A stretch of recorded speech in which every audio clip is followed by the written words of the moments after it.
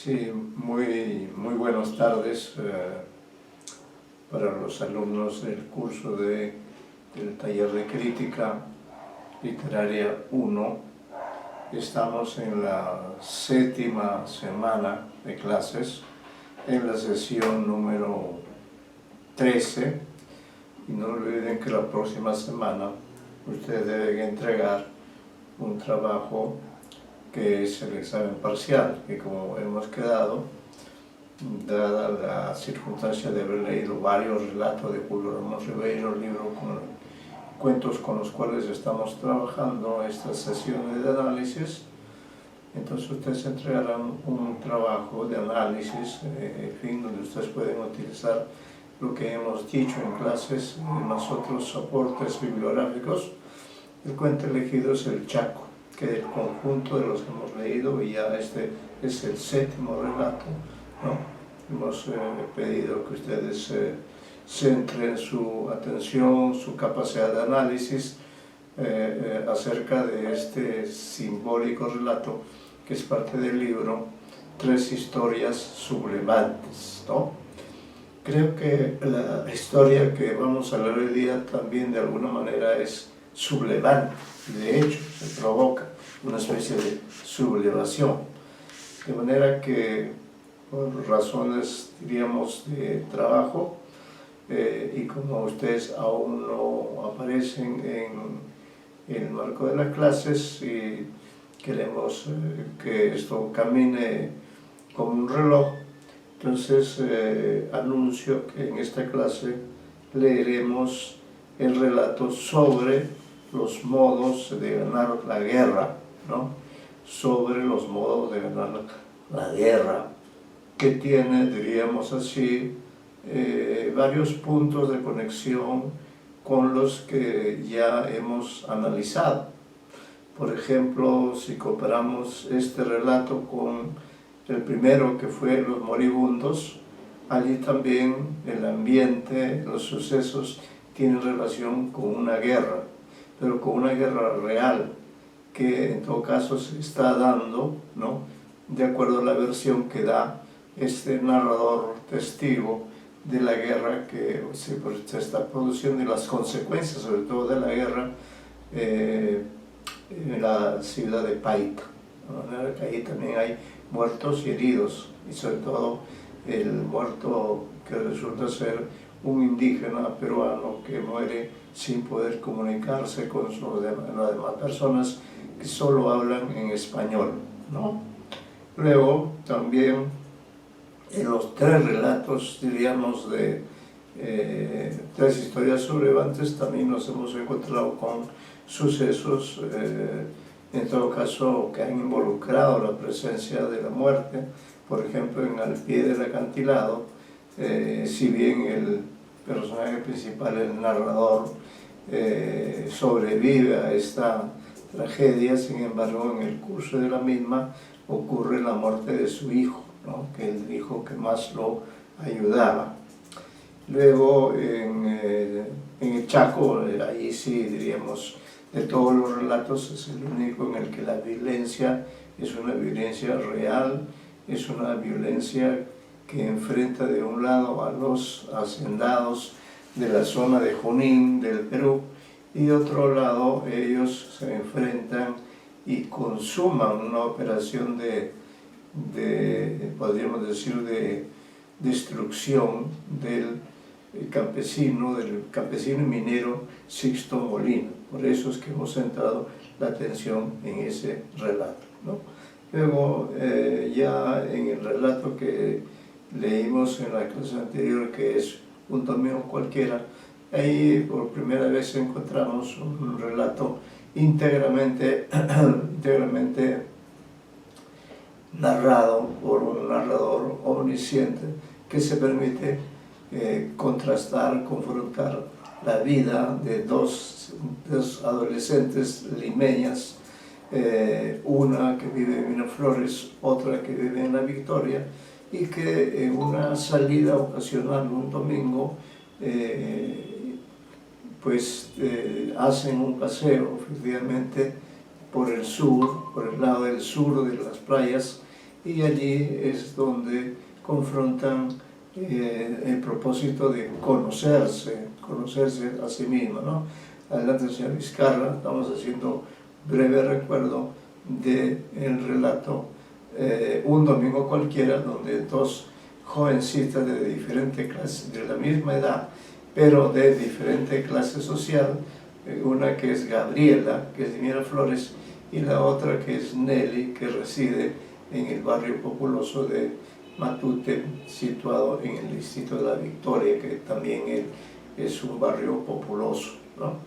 Entonces este ha sido el último relato que hemos analizado, que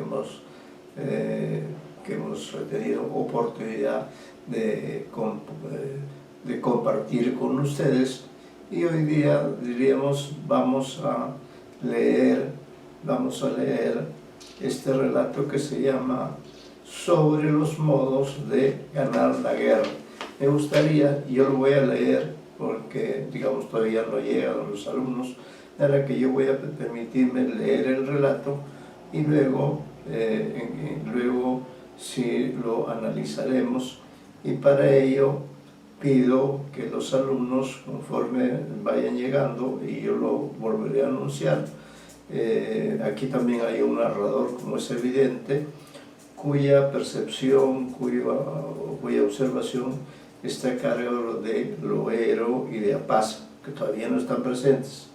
Luego, un personaje muy importante es el profesor, diríamos, uno de los centrales en este relato, y de observar y ver cómo podemos caracterizarlo están Vizcarra, que ya está presente, y también Meléndez, que aún no ha llegado. Luego otro personaje importante que es Perucho, ¿no? Perucho es un personaje importante en el relato, sin duda, y de él se encargarán de observarlo, de analizarlo, de Lao y Apaza, ¿no? Esos son los 6 alumnos que están asistiendo con cierta regularidad al desarrollo de estas clases. Entonces, como habíamos dicho, este relato, dicho sea de paso, será el último que está ambientado en un lugar del Perú, específicamente además en un lugar que ustedes conocen, que es Miraflores. Todos ustedes, vivan o no vivan en Miraflores, todos conocen Miraflores. Pero además de ello, otro detalle que tiene que ver con el presente y con el pasado en dos connotaciones, ¿no?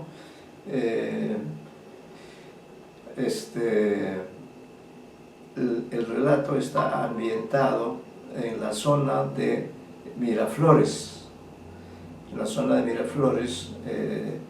y tiene dos ambientes básicos, que son el colegio donde están los alumnos. Allí en el colegio comienza la acción a través de uno de los alumnos, que es el narrador, pero que él está, diríamos, innominado, nunca se nomina. Conocemos los hechos a través de lo que él nos cuenta. Podemos inducir cuál es su comportamiento, si es favorable a los que se llaman los realistas o los patrióticos. Acá estos dos términos son claves, tienen un contenido histórico, probablemente también un contenido ideológico, ¿no? Entonces, en la medida en que ya están varios de los alumnos, hemos indicado que leeremos el relato sobre los modos de ganar la guerra, y de observar el comportamiento, de analizar el comportamiento de todos estos elementos. Se encargarán del narrador, la señorita Loero, que está presente, y Apaza, que aún no ha llegado, ¿no? Luego del profesor se encargará el señor Vizcarra, que está desde temprano, y también Meléndez, que aún no ha llegado, y del lado de Perucho se encargará el señor de Lao, que sí está presente, ¿no? Él y la señorita Apaza, que no ha llegado hasta el momento.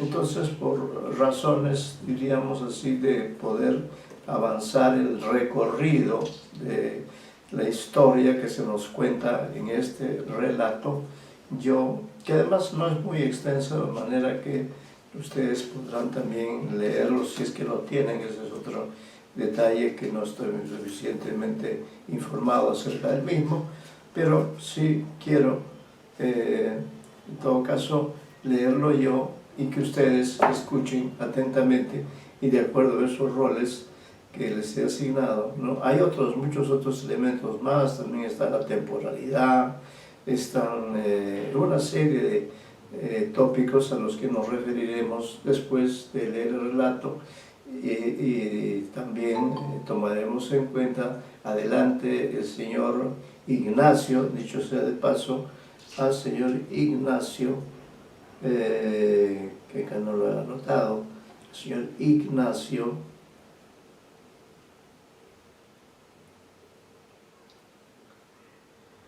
él se encargará especialmente de lo que se refiere a los espacios, ¿no? Los espacios que hay en este relato. Espacios, muy bien. Entonces yo voy a comenzar con la lectura del relato y ustedes me siguen en esa lectura para que podamos luego analizar los diferentes aspectos de esta historia, que como indicamos es el último que está ambientado en un punto del Perú, ¿no? En un punto ubicado en nuestro territorio, porque la próxima clase, que es la otra semana quiero decir,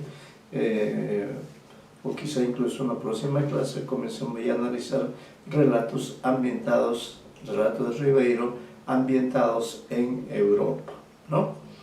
Bueno, entonces lo simpático de este relato es que está protagonizado por jóvenes como ustedes, un poco menos porque son jóvenes escolares, mientras que ustedes son jóvenes universitarios. Y aprovechando esa cercanía temporal que hay, quiero que ustedes puedan captar todos los elementos sociales, ideológicos, políticos, psicológicos, sociales que hay en esta historia, pero con particular énfasis en esos aspectos que se les ha asignado, ¿no? Bueno, entonces comienzo yo como narrador y único que voy a narrar, y que voy a su vez también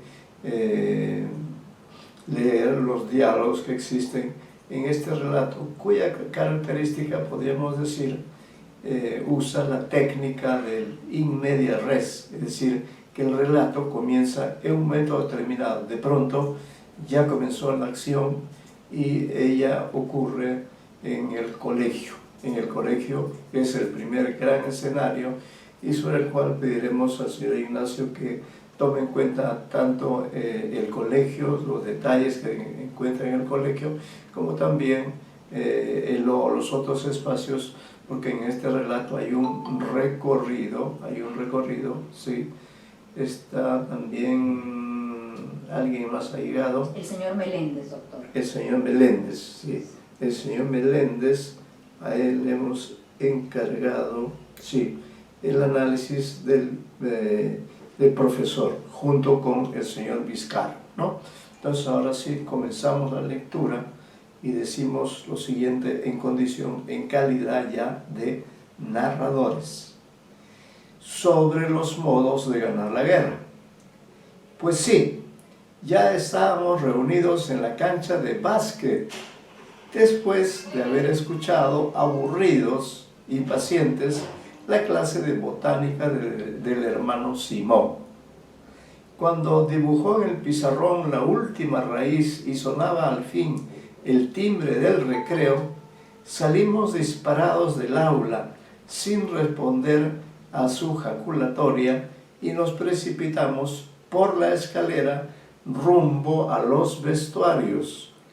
Ahora, vestidos con overoles, pantalones desteñidos, zapatos con la suela rota, en verdadero traje de campaña, mirábamos al subteniente Binatea, es el profesor o el subteniente Binatea, que esta vez había dejado su polaca, su gorra y su corbata en la dirección. No hay que olvidarse que es el subteniente Binatea, que en este relato tiene el rol de profesor. Ya se verá de qué materia, profesor de qué materia. Este subteniente Binatea había dejado su polaca, su gorra y su corbata en la dirección. Esto ya nos indica aproximadamente qué rol es el que está él desempeñando. Formen en fila de 2 para pasarle revista, dice el subteniente Binatea. Cuando estuvimos alineados, dice el narrador, se paseó delante de nosotros examinándonos. Al llegar a la altura de Luis Angulo, se detuvo. ¿Qué dijimos la semana pasada, alumno Angulo? Que íbamos a salir de maniobras, mi subteniente. ¿Y por qué no ha venido con ropa vieja como los demás? Porque no tengo ropa vieja, mi subteniente. Mi ropa vieja la regalo. Perfecto. Consigna ron respetada. Delante de Perucho Bunker, Perucho es otro personaje importantísimo en el relato, delante de Perucho Bunker volvió a detenerse. ¿Y usted por qué ha venido con zapatos de fútbol? ¿Cree que vamos a ir al Estadio Nacional? Y Perucho dice, tengo un solo par de zapatos de calle, mi subteniente, no quería malograrlos. Esta vez el subteniente se ahorró sus comentarios y cuando acabó de revisarnos, señaló el campo de fútbol. El campo de fútbol entonces es otro escenario donde ocurren ciertos hechos. Antes que nada, unas vueltas a la cancha para entrar en calor. Esa es la orden del subteniente Binatea. Él mismo dio el ejemplo, arrancando a correr a trancos gimnásticos, seguido por todos nosotros. Una vez que dimos 3 vueltas al perímetro, nos hizo formar nuevamente en el centro de la cancha. Nos ordenó descanso y firmes varias veces y dio por último la voz de ¡marchen!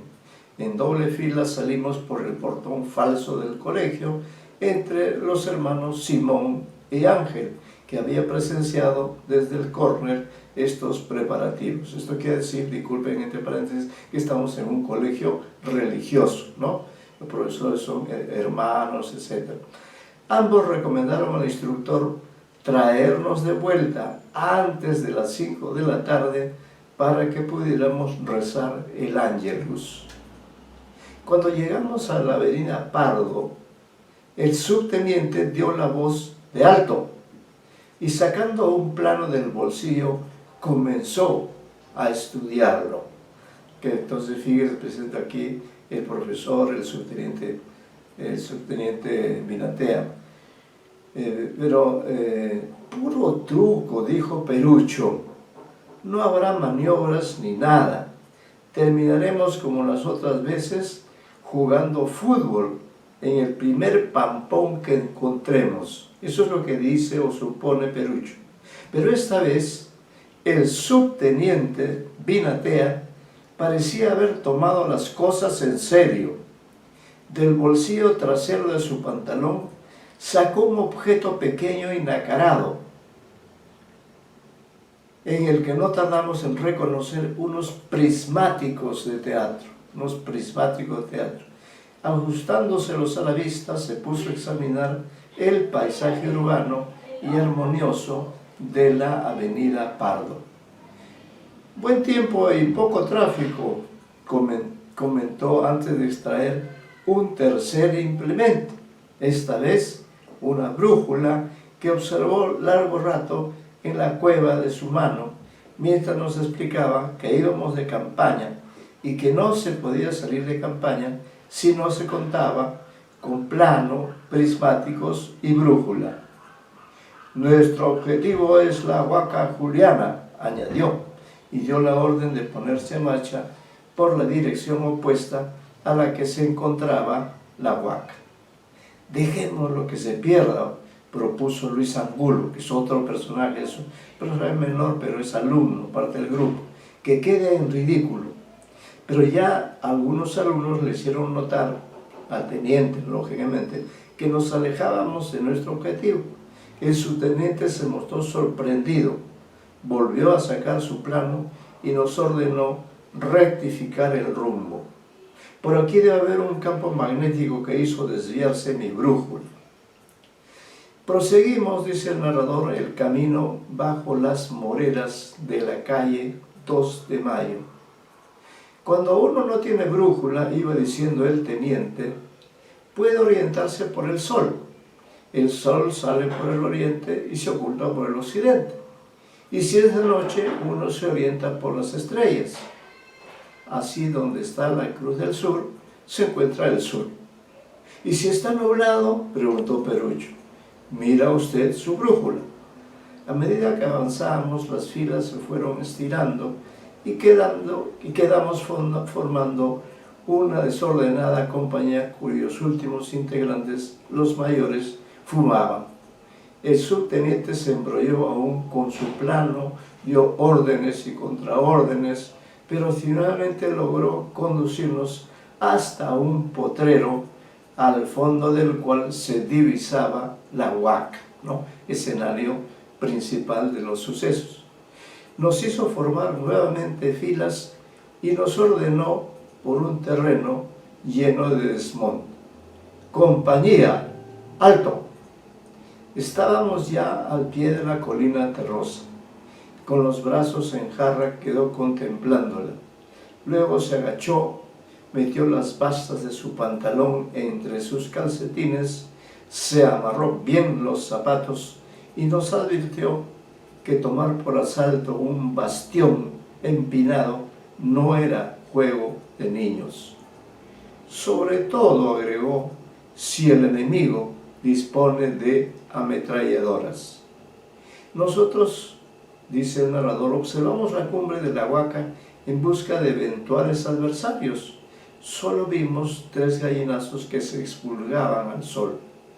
Pero ya el subteniente había dado la voz de asalto y se lanzaba por la falda de la Huaca, furioso, ejemplarmente.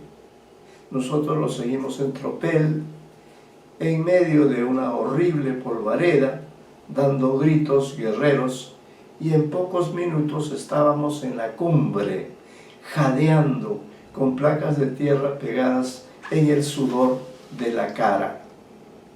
El subteniente, lejos de detenerse, prosiguió su ascensión triunfal por una progresión de pequeños montículos, hasta uno más elevado, donde se detuvo para hacer profundas inspiraciones mientras flexionaba las rodillas y extendía rítmicamente los brazos. Luego sacó sus prismáticos. Pueden descansar un rato, estoy estudiando el terreno. Nos dispersamos por la cumbre de la Huaca. Desde allí veíamos sobre todo Miraflores, sus azoteas, sus árboles. La Huaca estaba rodeada de chacras y terrenos baldíos. En el cuartel San Martín, unos soldados hacían ejercicios en sus caballitos trotones. Al fondo, el mar, las islas, el cielo. El subteniente Binatea bajaba la carrera de su montículo. Y esto que va a decir es muy importante, diríamos, es una especie de objetivo que él señala en ese momento. Dice, estamos en plena guerra, nos informó. Los dos ejércitos combaten sangrientamente por conquistar la victoria. El enemigo se ha apoderado de la fortaleza de la Huaca Juliana y los patriotas luchan por reconquistarla, ¿no? Que es importante, los patriotas que están abajo y luchan por reconquistarla, y en la parte superior es el ejército de los realistas, ¿no? Porque frente a los patriotas no puede haber sino unos realistas, ya que la supuesta batalla, que en realidad es el simulacro de batalla, se está realizando como un simulacro en tiempos de la guerra de la independencia. Después de hacernos formar, pasó una detenida revista, eligió a los alumnos más corpulentos, entre ellos a Luis Angulo, que tiene cierta importancia, Luis Angulo, y los hizo alinear a su lado. Nosotros somos los patriotas que vamos a recuperar la Huaca. Todo lo demás son el enemigo que la defiende. Si logramos llegar a la cima, hemos ganado, ¿no? Esas son las disposiciones que da el subteniente, según la cual ellos son los patriotas, se autodenominan patriotas, y dice que ellos van a recuperar la parte superior de la torre. ¿Podría quedarme entre el enemigo, mi subteniente?, preguntó Luis Angulo. Lo juzgaría por alta traición. Usted ya está en nuestro grupo. Será además mi ayuda de campo. Y poniéndose al frente de su decena de partidarios, o sea, 10 partidarios, emprendió a paso ligero el descenso de la Huaca. Del descenso, desciende, ¿no? Desde arriba lo vimos ganar el llano y desaparecer en un terreno plagado de matorrales y arbustos de higuerilla. Nos hubiera dejado sus prismáticos, dijo Perucho. Así hubiéramos visto a las alumnas del San Silvestre. A esta hora hacen gimnasia con unos calzones negros. Pero ya nosotros deliberábamos preparando un plan para impedirles la subida, ¿no? Está hablando el narrador que está en el grupo de los que están arriba, es decir, de los que son los realistas. Lo mejor era distribuirse por todo el contorno de la Huaca, pero nos dimos cuenta de que una quincena como éramos, no podríamos vigilar enteramente sus faldas. Carlos Guari es otro personaje, no tan importante tampoco, pero hay que mencionarlo. Carlos Guari, que iba los sábados allí a volar cometa, nos explicó que solo había 2 subidas probables. La del sur, por donde el subteniente había bajado, y la del norte. Las laderas este y oeste eran tan empinadas que era imposible aventurarse por ellas. Si han bajado por el sur, atacarán por el norte, opinó Perucho. Otros pensaban, en cambio, que su treta era más sutil y consistiría en atacar por el mismo sitio por donde habían bajado. Pero toda discusión sobre estrategia fue interrumpida por Guari, que había ido de exploración y nos hacía señas para que nos acercáramos. ¡Vengan! Desde aquí se les puede ver. En efecto, desde la cresta occidental de la Huaca se veía claramente el penoso esfuerzo que hacían nuestros atacantes para camuflarse entre la maleza y las tapias rotas. Se veía la alta frente del subteniente Binatea emerger tras un matorral, desaparecer tras un pedazo de muro para reaparecer en busca de su próximo refugio. Detrás iba Luis Angulo, en 4 patas, visiblemente incómodo en su terno de lanilla, poniéndose de vez en cuando de rodillas para sacudirse el polvo de las manos. El resto del grupo iba a la zaga. Caminando de cuclillas, Perucho además no se había equivocado. Se dirigían hacia la pendiente norte, dando un fatigoso rodeo por un terreno infecto. ¿Y ahora cómo se las van a arreglar?, preguntó Perucho. Se acercaban sin saberlo a un antiguo sembrío de algodón, ahora pelado, inhóspito, donde no había ni siquiera una piedra donde ocultarse. El primero en arrostrar el peligro fue el subteniente. Resueltamente se echó de bruces al suelo y comenzó a reptar entre el polvo y los terrones, utilizando con medio de tracción sus codos.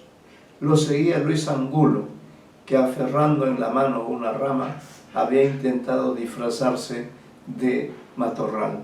Los demás, sin ningún arte pero con mucho empeño, trataban de imitar la reptación del subteniente y solo conseguían dar la impresión de una pandilla de locos nadando en una piscina seca.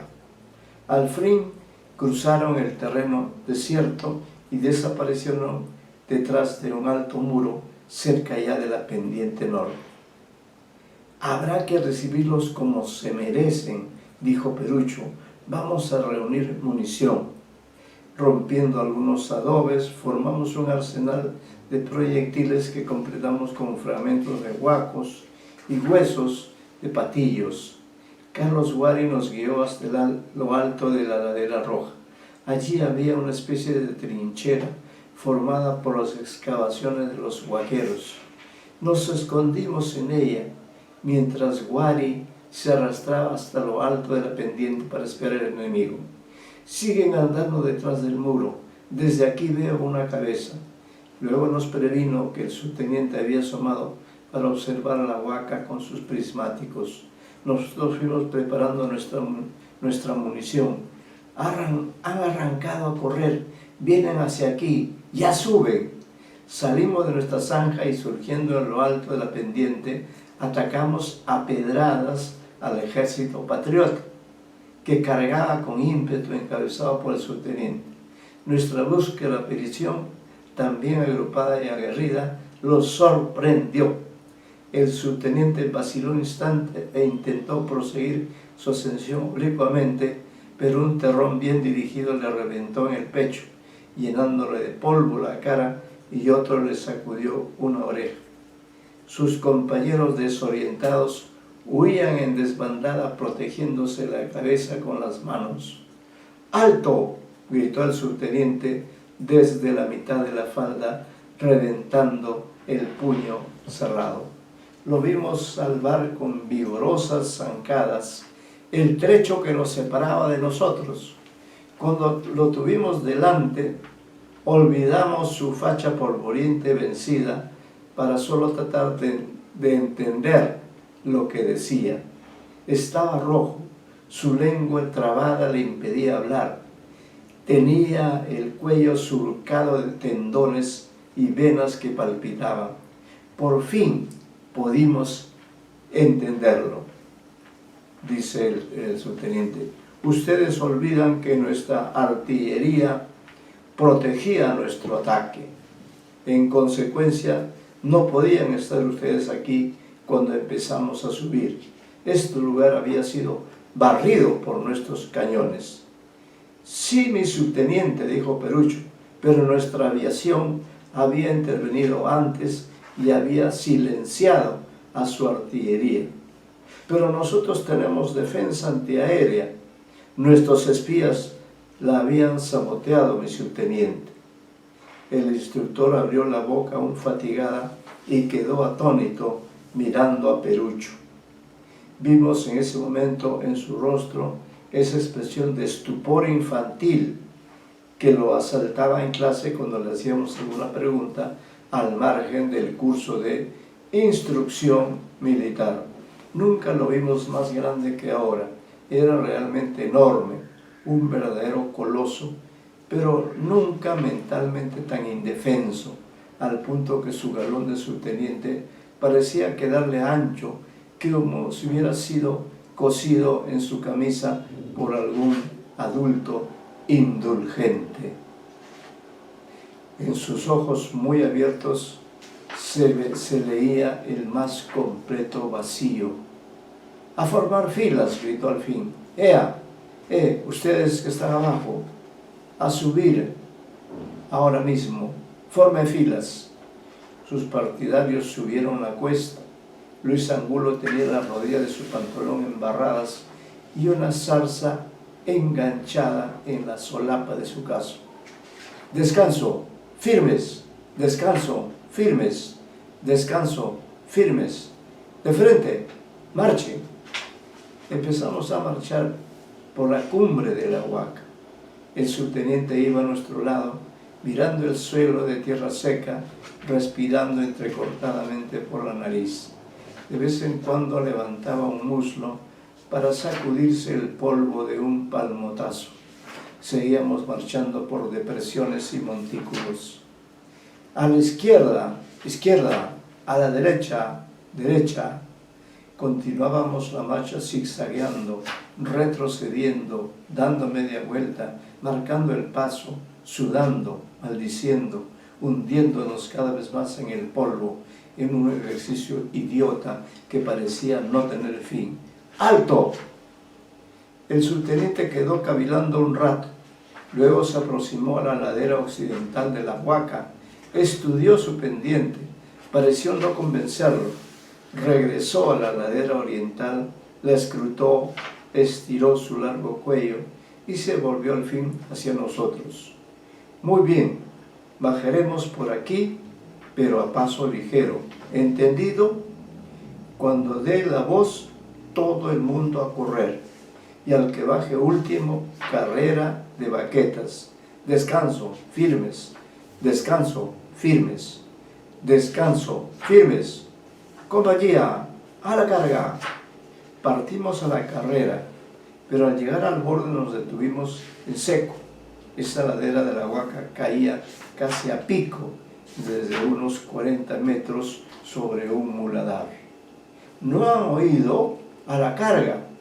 Se produjo un forcejeo en el filo de la pendiente. Algunos perdieron el equilibrio y empezaron a rodar. Otros prefirieron deslizarse sentados como por un tobogán, mientras los astutos se daban tiempo para elegir de antemano un camino imaginario con la esperanza de ahorrarse la revolcada. En medio del griterío, del desorden, de la polvareda, era difícil saber quién llegó primero y quién último, pero el subteniente desde arriba dio su dictamen. Alumno Pedro Bunker, quédese donde está, los demás a formar filas. Mientras formábamos, vimos al subteniente bajar por donde nosotros habíamos rodado, dando saltos enormes, volando casi con sus largos brazos extendidos que aleteaban para mantenerlo en equilibrio. Al llevar abajo, se colocó al final de una de las dos columnas y ordenó un cuarto de vuelta, de modo que quedamos mirándonos la cara, formando el callejón de castigo, ¿no? El llamado callejón oscuro. Perucho, al margen de esta formación, esperaba la orden. Alumno Pedro Bunker, avance. Perucho se aventuró por el corredor y empezaron a llover los golpes. Los que tenían viejas cuentas que arreglar con él aprovecharon la ocasión, pero la mayoría se contentó con darle un puntapié benigno o rozarle las espaldas con el puño. Al llegar al final del callejón, el subteniente lo tiró de la camisa y le dio un empellón para distanciarlo. Cuando Perucho trastabillaba a pocos pasos de distancia, se lanzó detrás de él y le envió una patada entre las nalgas. Perucho perdió contacto con el suelo, se elevó unos centímetros y cayó enterrado de narices en un túmulo de basura. El subteniente se precipitó sobre él, sacándose la correa del pantalón. Alzando el brazo, la agitó como una onda, con la vía en el aire, pero el brazo se mantuvo erguido, sin descender. Sus labios se habían distendido y asomaban sus dientes. El subteniente Vinatea reía ahora sonoramente, con su brazo en alto, donde la correa seguía girando. Silbó un momento más y quedó al fin rígida, enroscada en su brazo. Alumno Pedro Bunker, levántese. Perucho se levantó dificultosamente antes de entrar el montón, Perucho se levantó dificultosamente de entre el montón de basura. Alumno Pedro Bunker, le voy a decir una cosa. Sus espías no podían haber destruido nuestra defensa antiaérea. Se lo digo que no podían. ¿Sabe por qué? Nuevamente lo escuchamos reír. Perucho y nosotros lo mirábamos sin comprender. No podían porque sus espías habían sido descubiertos por nuestro servicio de inteligencia y fusilados. Fueron alineados contra una pared y pasado por las armas. Yo mismo di la orden. Fusilados. El subteniente seguía riendo de su invención mientras Perucho se sacudía la ropa y nosotros también reíamos, pero de un modo horrible sin saber bien por qué, dolorosamente. El subteniente quedó de pronto callado, inspiró varias veces por su larga nariz, comida en una aleta por los parásitos de la selva. Se le veía contento, reposado, seguro de sí mismo. Miró su reloj y se pasó luego la correa del pantalón. Así es la guerra, dijo. La gana no solo el más valiente, sino el que tiene más coco, esto de acá. Se dio una palma en la frente. Bueno, en marcha, todavía tenemos tiempo de tomarnos en el camino una cerveza antes que regresen a rezar su Ángelus, ¿no? Y allí termina pues este relato que ustedes acaban de escuchar. Hay una cierta dificultad, diríamos, en comprender el espacio, ¿no?, de subida, de bajada, de izquierda a derecha, porque estamos en un lugar muy accidentado, como es el de la Huaca, pero antes los alumnos, guiados por el subteniente Vinatea, en todo caso, han pasado por el campo de fútbol, han estado allí, han hecho ejercicios, luego han recorrido por la avenida Pardo, estaban mal orientados y luego se reorientan y al final terminan en la Huaca, donde ocurren estos sucesos violentos, este enfrentamiento que se da entre el profesor y Perucho, ¿no?, entre el subteniente Vinatea y Perucho Bunker, que según se sabe es la evocación de un personaje que fue amigo de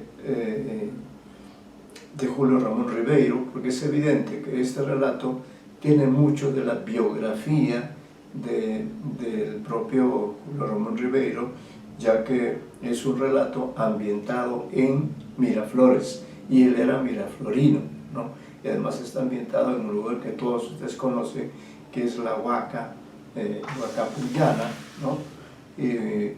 Pero el profesor, ¿no?, subteniente Vinatea, ha imaginado una pelea, ha imaginado un simulacro de una supuesta guerra entre patriotas y realistas, ¿no? Y él se ha ubicado entre los patriotas, el profesor se ha ubicado entre los patriotas, en cambio Perucho, junto con el narrador y otros más, son más o menos 25, porque arriba creo que hay 10, abajo 15, esta es la situación. No sé si podríamos dar curso a un pequeño análisis, por ejemplo, qué les ha parecido en términos generales, y en cuanto a especialmente al narrador, nos gustaría escuchar la opinión de la señorita Loero y de la señorita Paz, si es que ha llegado, sí, ahí está presente también. Sobre el narrador, ¿qué podríamos señalar, señorita Loero y señorita Paz? Buenas tardes, profesor. El narrador es un alumno de este colegio religioso. Él nos narra este suceso dentro de la escuela, dentro de la Huaca. Y él es un narrador presente, o sea, no es monodegético, pero está de manera pasiva en el cuento, porque nunca se ve que él hable o que instille las ideas, ¿no? Se muestra bien atento hacia el subteniente, se lo ve con detalle, hasta nos puede decir sus emociones, ¿no? Al final lo encontramos reposado o al principio alterado. Y lo mismo con sus compañeros, que él menciona que uno de ellos quiere ver a las colegialas, o uno de ellos está viendo salidas probables del asunto. Este narrador es un joven que está tomando con detalle alrededor para se presenta al lector, ¿no?, como una visión de todo su alrededor. Utiliza también, me parece, expresiones que son importantes para la narrativa, ¿no?, como las comparaciones, ¿no? Por ejemplo, los alumnos son unos locos nadando en una piscina seca, ¿no? Entonces ya se crea esta imagen más metafórica. Y cuando dice que estos ejercicios son, o sea, él menciona de que el subteniente nos hace hacer ejercicios idiotas. O sea, él también está desconforme con el tratamiento que se les da. Y cuando dice los niños reían de un modo horrible, se incluye a sí mismo, entonces podemos ver ciertos fragmentos de cómo se sentía el narrador, ¿no? Nervioso o aterrado ante el acontecimiento. Muy bien, muchas gracias, señorita Lovero. Señorita Apasa, ¿podría agregar algunos otros detalles que usted haya podido percibir sobre el narrador? ¿Qué nos podría agregar lo que ha dicho la señorita Lovero? Algo pequeño en realidad, pues ese que mi compañera se le ha explicado muy bien, es de que el protagonista se presenta como un testigo para que nosotros conozcamos los detalles. Si bien no participa en muchas ocasiones, esa es su labor, pues, ¿no? Presentarnos el contexto y lo que está pasando alrededor. Un narrador testigo, figurado como un narrador homodigético, me parece, por ser narrado en primera persona. Y bueno, nada más. Muy bien, sin duda uno de los personajes importantes en el relato es el profesor subteniente Binatea. Le pediríamos en primer lugar al señor Vizcarra y luego al señor Meléndez algunas apreciaciones acerca de la psicología de este personaje importante, sin duda protagonista. ¿Qué observaciones harían ustedes en cuanto a este personaje? ¿A qué se asocia este personaje? ¿Qué les parece este personaje plasmado por Julio Ramón Ribeiro en este relato, ¿no? Señor Vizcarra.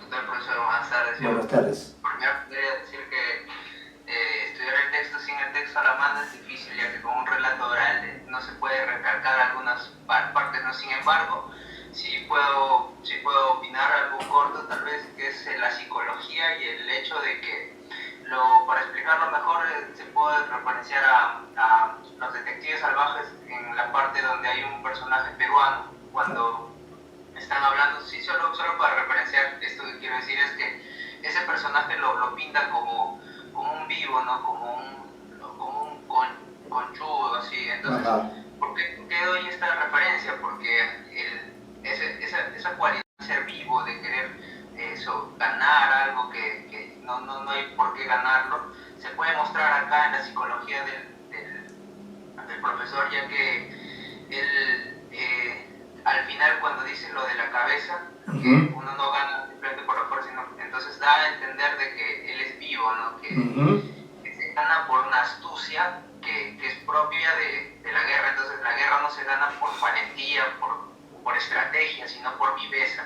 Y ello también se puede reflejar en la escena donde los niños y el profesor empiezan a hablar de que el ejército vino acá, yo tengo aviones, y empiezan a discutir sobre cosas ejércitos irreales, ¿no? Imaginarios. Entonces, claro, ahí cuando el niño al final, cuando Perucho termina dando el último punto, el profesor se queda callado, ¿no? Como si ante esa gravedad, de esa viveza, él no pudiera responder. Entonces la psicología del sujeto, del profesor, muestra ello, ¿no? Esa viveza que es representativa de los personajes peruanos, diría. Sí. Señor Meléndez, observe usted que, gracias señor Vizcarra por sus comentarios. Señor Meléndez, ¿qué podría agregar tomando en cuenta que este personaje es un militar, ¿no? No sé si ustedes en sus estudios secundarios tuvieron este curso, ¿no? Este curso que se llama Instrucción Premilitar, la llamada IPM. Incluso en la novela de Mario Vargas Llosa, en Cielo Perros, se puede observar, porque ahí también es un colegio de militares, ¿no? Y aquí también lo curioso es que este personaje es el único militar en todo el grupo, porque los demás son alumnos, los demás son profesores religiosos en un colegio religioso, ¿Qué otros aspectos ha observado usted que le llamaría la atención en cuanto a este personaje, el señor Meléndez? ¿Qué podría usted agregar?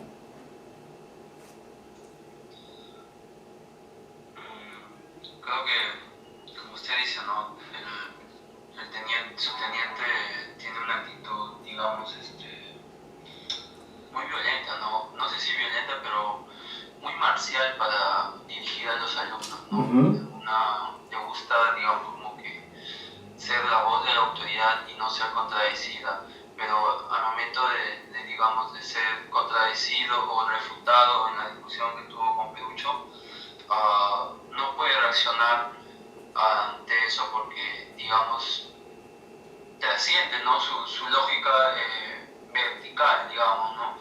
Que es, digamos, que él tiene que tener la razón y no, digamos, como que el alumno no puede, digamos, refutarlo, ¿no? Y ante esa, digamos, esa nueva perspectiva que sacó Perucho de su imaginación, de las estrategias de lucha, como que se queda desubicado el subteniente, ¿no? Y digamos como que después de eso sigue, digamos, el episodio, la escena donde Perucho supuestamente pierde la carrera, ¿no? Y creo que, digamos, aparte que puedo, digamos, decir del subteniente, que es, además que tiene una naturaleza violenta y tiene una naturaleza, digamos, muy vertical, ¿no? No le gusta que le contradigan. Creo que al momento de ser contradecido por Perucho siente, digamos, este resentimiento y quiere, digamos, como que venganza, ¿no? Y por eso lo golpea al final junto con los alumnos. Muy bien, gracias. Señor de Lao, otro personaje que, bueno, hay varios escolares allí, pero el más destacado, porque se convierte en una especie de antagonista del profesor, cuyas características han señalado Vizcarra y Meléndez, pero de otro lado está el personaje Perucho.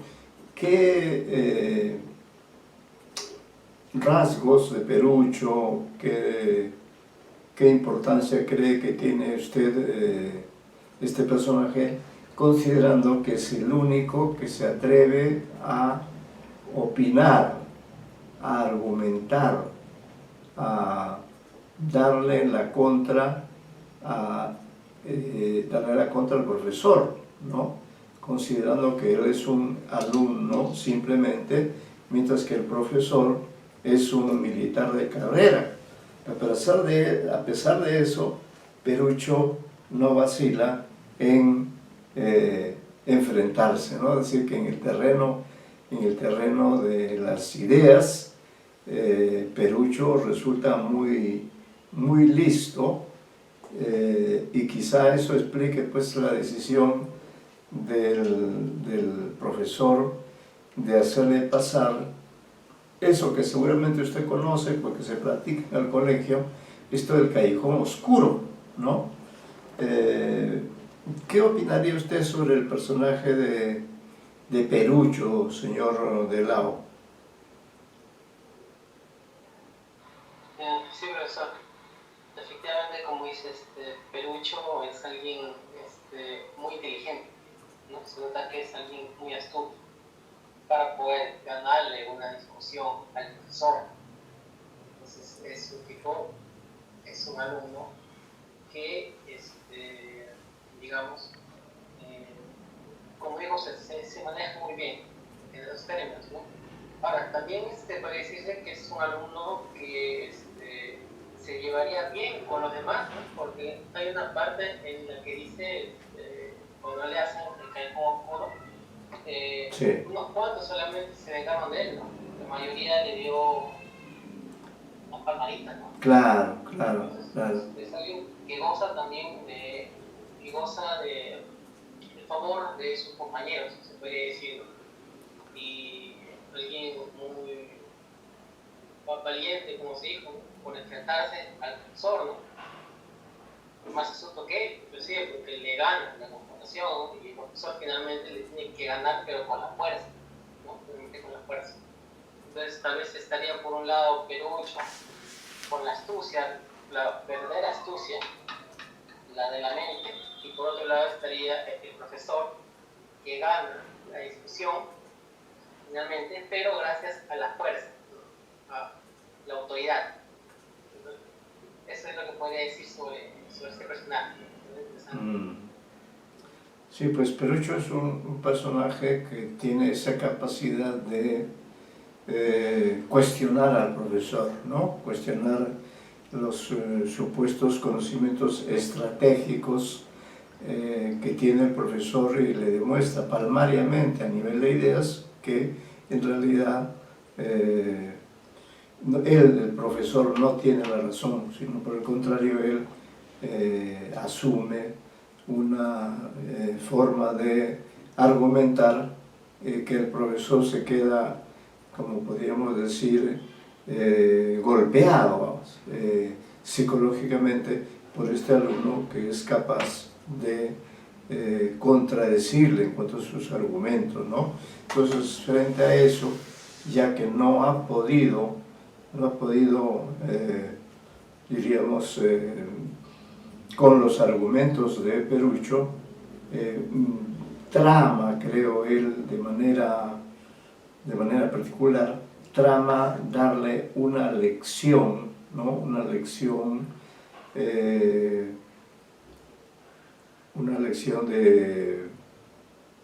cómo debe respetar al profesor, cómo no debe contradecir al profesor, mediante esta ceremonia, que es una ceremonia, la ceremonia, o en todo caso la costumbre, del llamado callejón oscuro, ¿no? Que consiste en hacer una especie de hilera y por allí pasa el pobre Perucho y es sometido a las patadas o a los golpes de sus compañeros, aunque como también se ha señalado, diríamos, la mayoría, por lo que se puede ver en este cuento, la mayoría no tiene muchas resistencias con respecto a Perucho. Perucho parece ser que es uno de los alumnos que está mejor integrado, ¿no? a este grupo humano que ha realizado una excursión.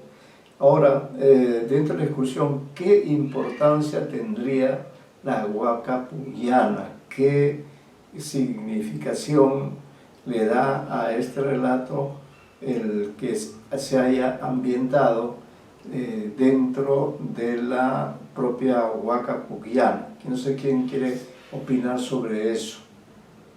¿Qué le da? ¿Qué atmósfera? ¿Qué connotaciones históricas puede tener el que la batalla, como lo señala en más de una oportunidad, la batalla se realiza en la misma huaca, en esa huaca que todos ustedes conocen? Es probable que alguno de ustedes haya estado, haya recorrido, ¿no?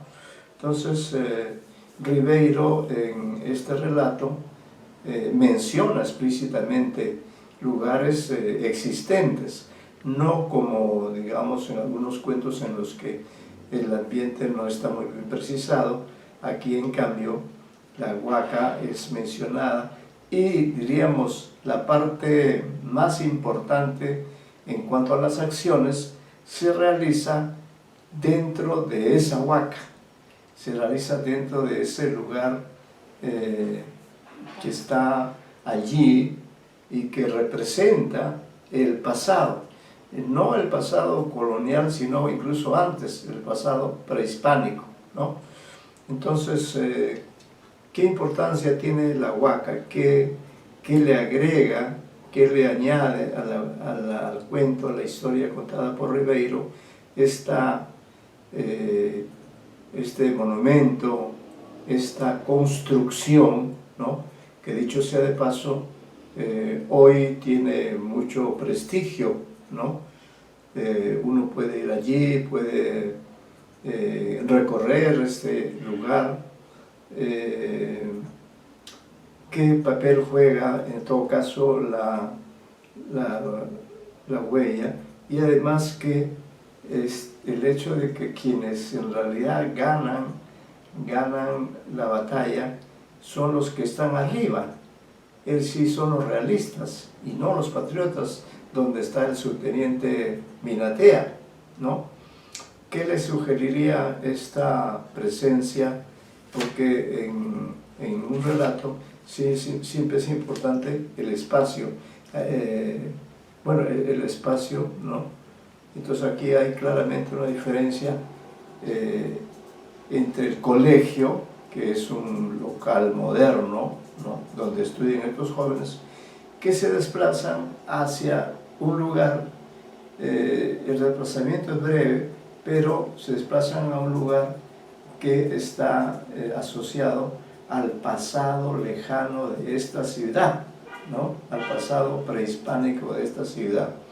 Quien quisiera señalar algunas ideas acerca de haber incorporado la huaca y los personajes, haber estado allí y haber actuado, ¿no?, en un lugar que quizá en el pasado también pudo haber sido escenario de un enfrentamiento, porque una huaca es eso, es un templo, es una construcción, puede funcionar también como una fortaleza.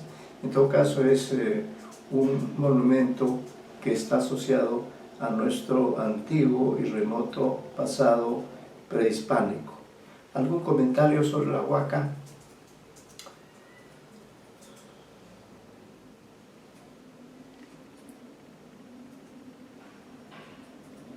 ¿Algo que quieran agregar acerca de la...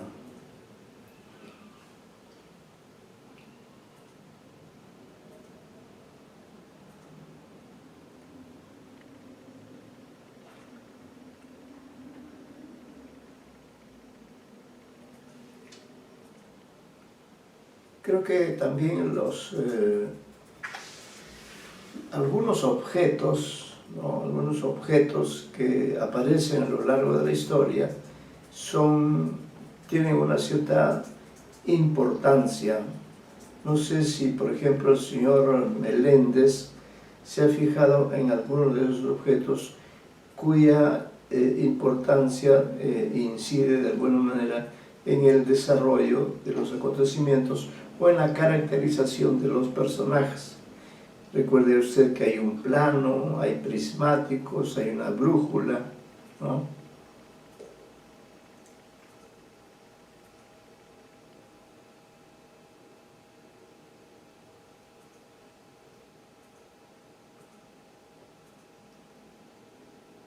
¿Algún comentario sobre los objetos de relato?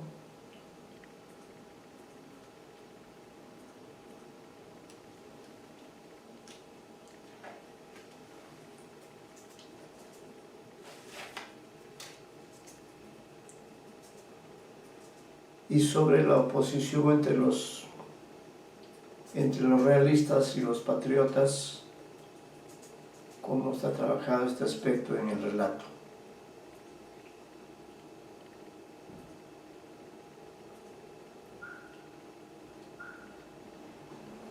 ¿Alguna vez ustedes han participado en una representación? Porque esta es una representación, ¿no?, de hecho. Es una representación, un simulacro, pero que tiene connotaciones de todas maneras históricas, ¿no?, conmemorativas. ¿Qué les ha parecido el relato?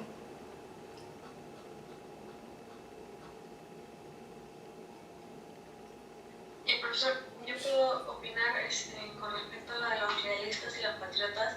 El subteniente quería que de cualquier manera ganen los patriotas, ¿no? O sea, a pesar de que sea una representación de simulacro, se defendía su posición de patriotas. Y por eso todos estos instrumentos me parece que no le dejaron ninguno a los realistas. El narrador el narrador dice de que su amigo dijo, ojalá nos hubieran dejado los binoculares, pero todo lo tenía el subteniente, o sea, todas las estrategias y la ventaja se la llevó él.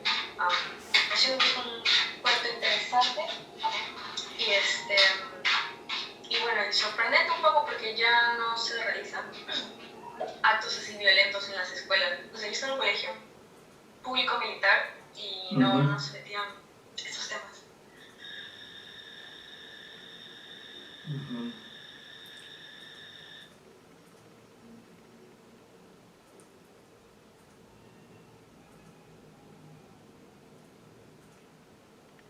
Sobre el colegio, ¿qué se podría opinar? ¿Qué características? El colegio es mencionado muy brevemente, pero con ciertos rasgos que se podrían quizá comentar.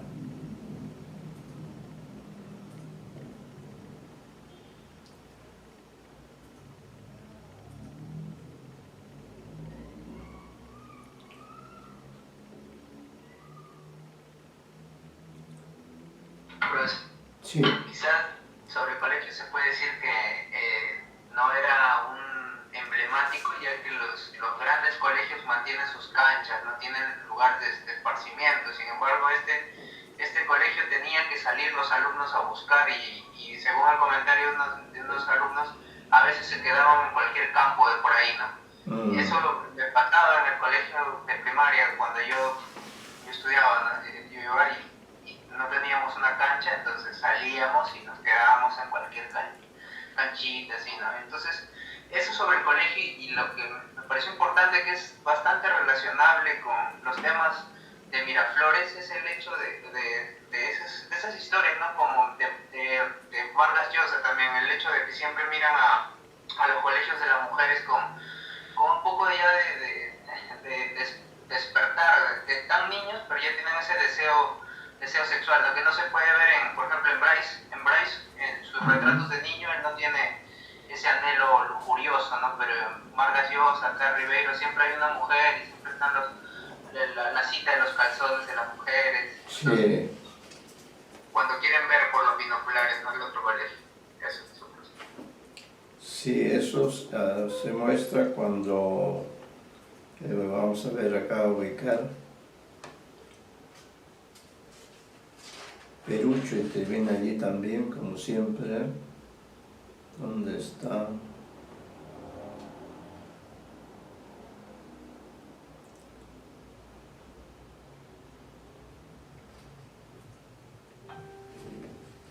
¿Dónde está por acá?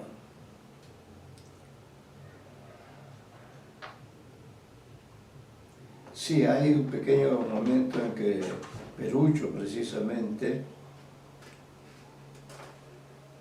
hace esa observación que menciona el señor Vizcarra.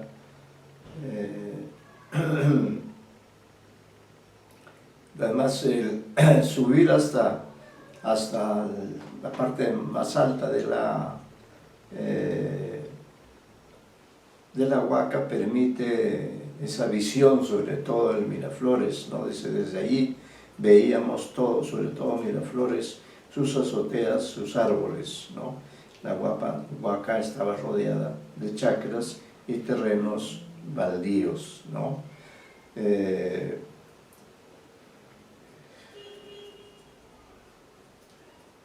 En cuanto a la discusión que se da entre los personajes, diríamos, la más importante es aquella en la que el subteniente Binatea plantea, diríamos, el motivo, el objetivo de esta pequeña de esta pequeña aventura, diríamos así, ¿no? Tomémoslo así, cuando dice, estamos en plena guerra, ¿no?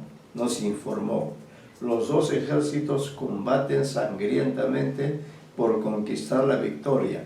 El enemigo se ha apoderado de la fortaleza de la Huaca Juliana y los patriotas luchan por reconquistarla. Es decir, de alguna manera esto remite al imaginario, ¿no? De todos nosotros los peruanos, que sabemos que en el pasado se dio efectivamente esta lucha entre los realistas y los patriotas, ¿no? Esto también me trae a colación recordar, darles para ustedes este dato, que este libro que voy a mostrar, ¿no? Allí tienen ustedes, pueden tomar nota de, es una colección de relatos sobre la independencia del Perú, es decir, sobre sucesos que sí están ambientados directamente con eventos, acontecimientos, qué sé yo, que han sido creados. Estos también son ficción, que les recomiendo, estos 21 relatos sobre la independencia del Perú, cuya reunión, cuya recopilación ha sido llevada adelante por José Donaire, ¿no? Que es un magnífico crítico literario y que ha puesto una serie de relatos, ¿no? Quizá algunos de ellos los podamos comentar, por lo menos para que tengan una idea del contenido de este libro, ¿no? Entonces, en suma, estamos frente a un relato en el que Ribeiro evoca ese Miraflores de su juventud escolar, sobre la cual hay varios relatos alusivos a esta época feliz, pero en la cual no faltan estos incidentes como el que hemos vivido ahora. Creo que el trato que recibe Perucho es injusto. ¿Es así o no? ¿Qué piensan ustedes? A ver, ¿quién quiere opinar?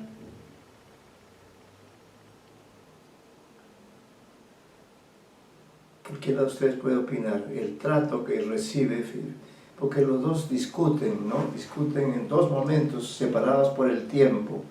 Y en esos dos momentos, el que gana la discusión sobre este tema de las estrategias, el que gana es Perucho, ¿no?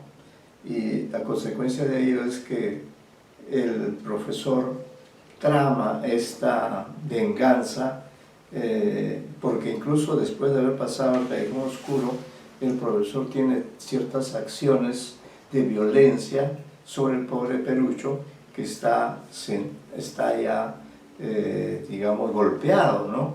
Tanto por las circunstancias de haber participado activamente en la batalla imaginaria, como por haber sido también golpeado en el momento del callejón oscuro, ¿no?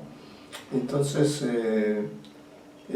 ¿qué les parece el comportamiento del profesor frente a Perucho? ¿Cuál puede ser la raíz del conflicto entre ambos personajes? ¿Qué dicen ustedes?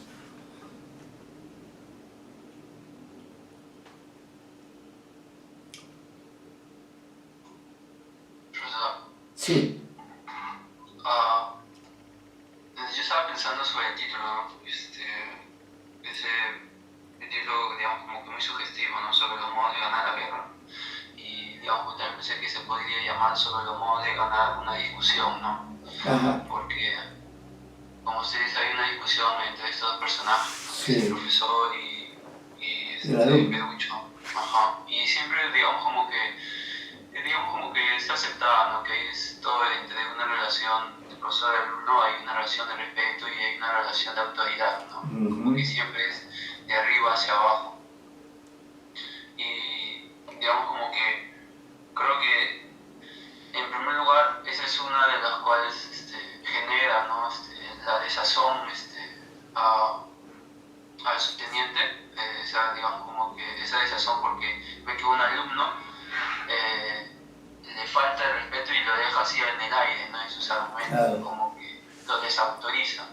Y así segundo, porque es militar, como que él tiene la experiencia militar, digamos, tiene la preparación y supuestamente debe saber más sobre estrategias militares que el alumno, Claro. pero en cambio Perucho tiene una visión más, como dijo mi compañero, de lado es más astuto y es como que más imaginativo, ¿no? Porque habla de aviones, le mete un montón de artefactos, de artilugios de guerra, y ante esa, digamos, como que esa astucia no puede generar el subteniente, digamos, como que, no sé si Ribeiro trata de decir que, digamos, que en esos dos modos de ver las discusiones, hay dos modos, ¿no? Un modo fresco y creativo, no sé si llamarlo moderno, y otro modo, digamos, como que representas el subteniente de algo más, digamos, como que obsoleto, marcial, ligado a la fuerza y a la violencia, como que los confronta, ¿no? Y al final, no importa qué astuto seas o qué imaginativo o qué cuán moderno seas, va a ganar siempre, digamos, o injustamente, claro, quien tenga el poder y la fuerza, ¿no? Claro. Y en este caso fue el subteniente. Sí, muy bien, señor Meléndez, sus comentarios. Efectivamente, lo que se puede percibir también es cómo el subteniente que participa en las acciones plantea un reto, plantea una lucha, ¿no? Que es un simulacro, pero en esa lucha es muy importante el intercambio de ideas que tiene con Perucho. Y en realidad, como usted señalaba, en este diálogo de estrategias, el que resulta más imaginativo, que resulta más centrado en demostrar que la guerra la ganaría su grupo y no el del profesor, ¿no? En esas circunstancias, la única alternativa que le queda al profesor es admitir que en realidad este alumno en todo caso tiene una cultura, tiene un punto de vista personal que lo expresa con claridad, no rehuye la confrontación con el profesor, ¿no? Y él sabe perfectamente, creo que ese es otro conocimiento que nos transmite este relato, es que nosotros los lectores nos damos cuenta que quien ha ganado en esta discusión ha sido Perucho, y que el profesor, haciendo uso de su poder, de su autoridad, ha tramado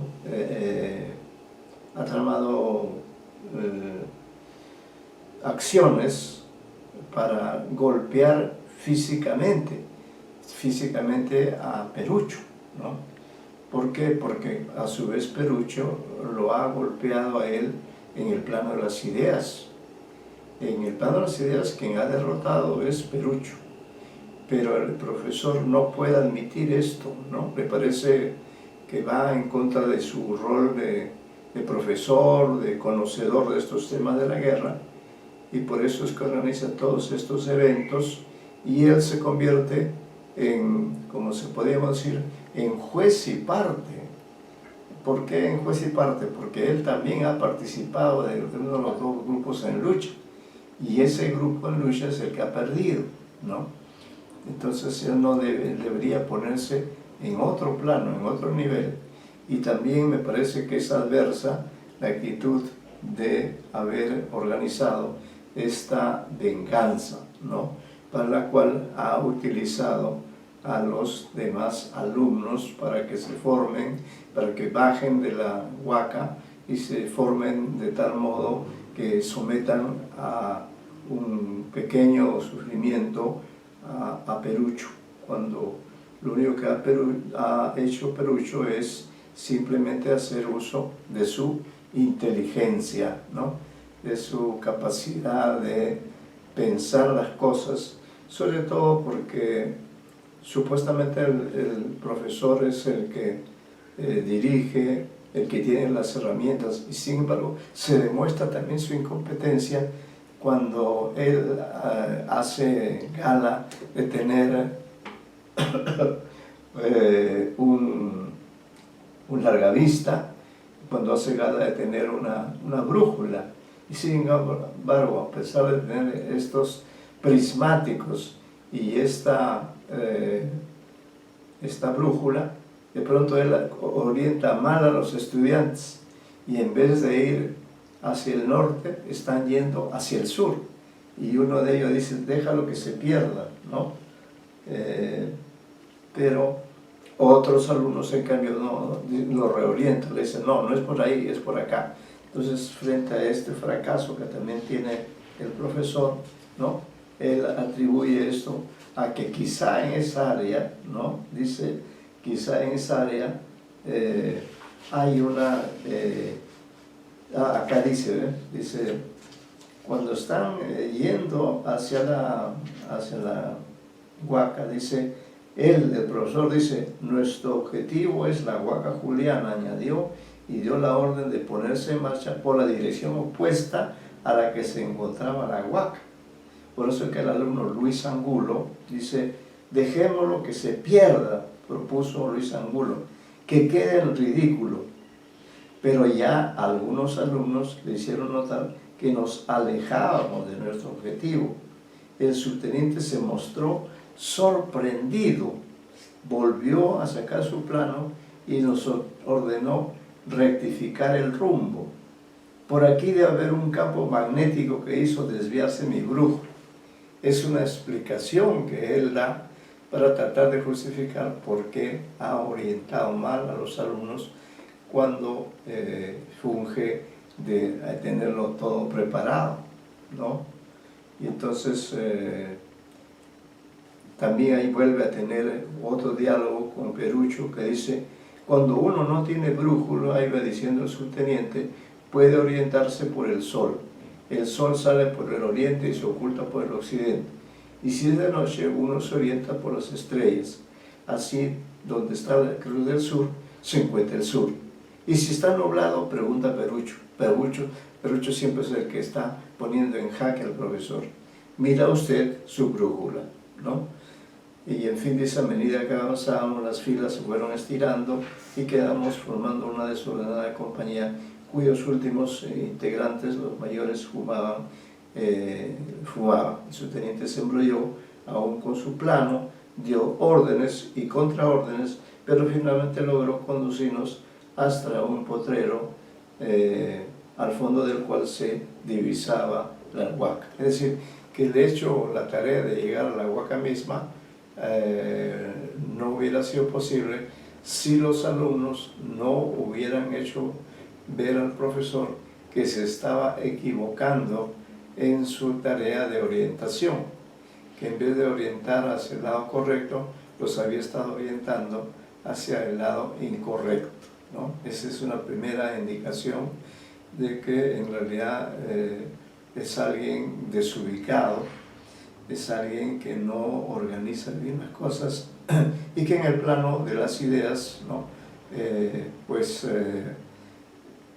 Pierde frente a Perucho y ante ello, como se ha manifestado, trama una pequeña venganza sobre aquel alumno que ha sido capaz de, diríamos, discutir su autoridad, ¿no? Es el último relato ambientado en el Perú, y ya en la clase del próximo jueves haremos analizaremos, acá les voy a decir cuál es el relato que vamos a analizar en esa oportunidad. Nos tocará, porque ya estamos previos al examen parcial, vamos a ver acá. Estamos en la 7ª semana sobre los modos de ganar la guerra, lectura y análisis, bueno, la relación profesor-alumnos, ¿no? La Huaca Puquiana. Sí, ya a partir de la próxima semana estamos adelantando con la lectura del relato Doblaje, que es un cuento que probablemente ustedes hayan leído. A ver, les indico en que está en el libro Cuento de Circunstancia, y este relato, por ejemplo, ya no ocurre en el Perú, sino ocurre fuera del Perú, ¿ya?